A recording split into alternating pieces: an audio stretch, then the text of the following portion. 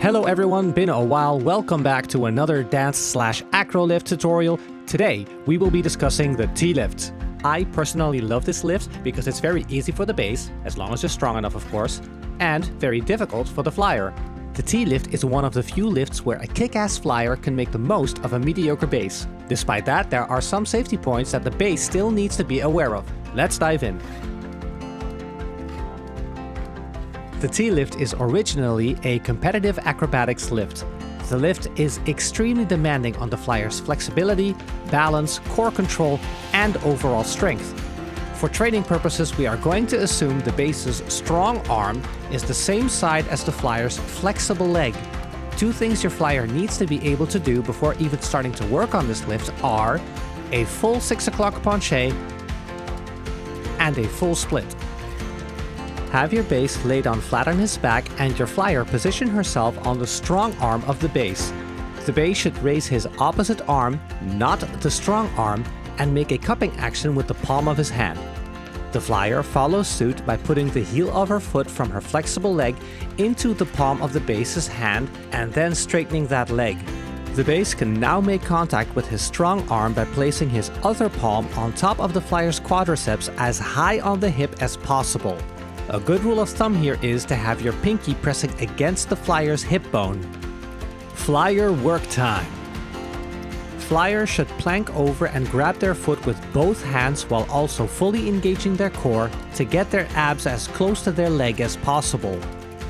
Once fully planked over, the flyer can twist their body into an open sideways position without compromising their split so the audience can still see their face. Absolutely no hunching for this lift. With the body position set in stone, the flyers can choose to bend their standing leg.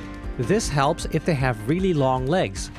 Afterwards, the flyers must rotate themselves using gravity while remaining planked.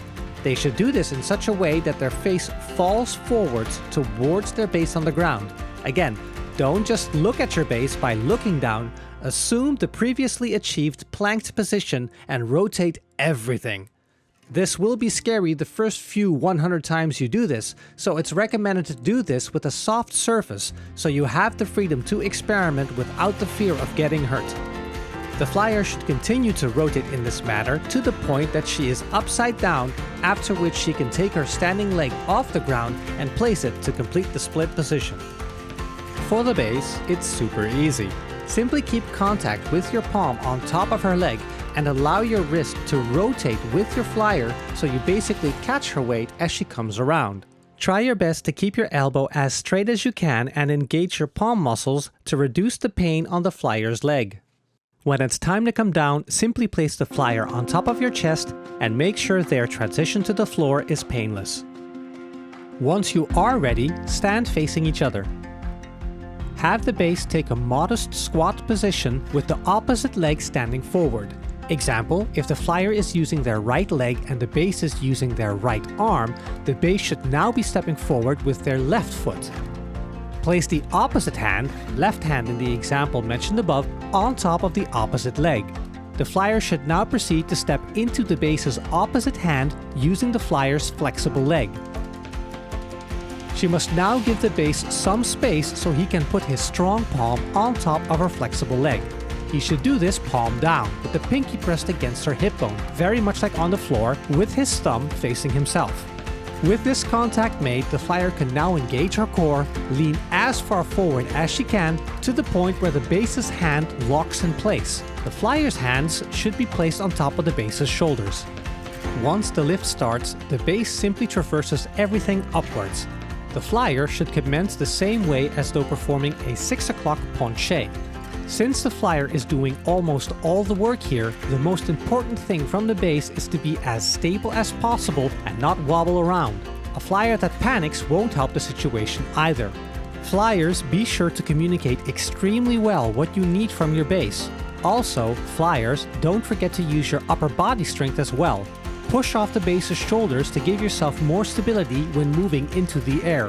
Once high up and everything is going well, you can proceed to engage the final pose. Flyers, fully engage your core and switch your hands from your bass's shoulders to your own ankle. and do your best to push your upper body as close to your flexible leg as possible without twisting or hunching while you do it. If you twist, you risk putting your base's wrist into a lock position with your full body weight engaging the lock. This can easily result in a broken wrist. Getting this part right, where the flyer gets close enough to her own leg without getting too close, where she twists the base's wrist, is the hardest part of this lift that will take the most time to perfect.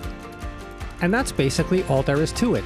Not a difficult lift at all for the base, but it's a real showstopper and I love it. However, if you are a base, I would advise against suggesting this lift to your partner, since this lift is an insane amount of work for the flyer. Let them suggest it instead. To get ready for this lift, the base needs to be strong enough to support the flyer's full body weight on one arm.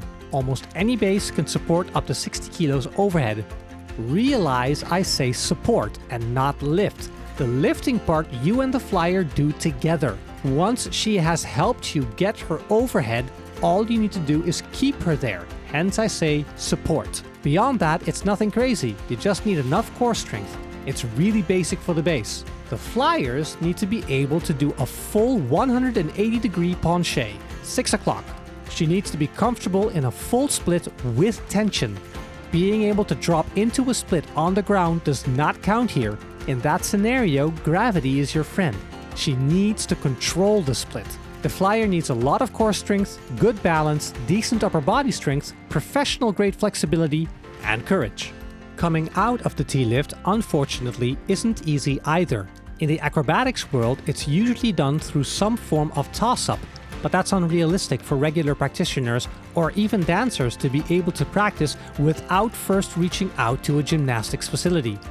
Therefore, you will need to get creative about how you exit this lift, or simply reach up with your other arm, grab her, and put her down gently.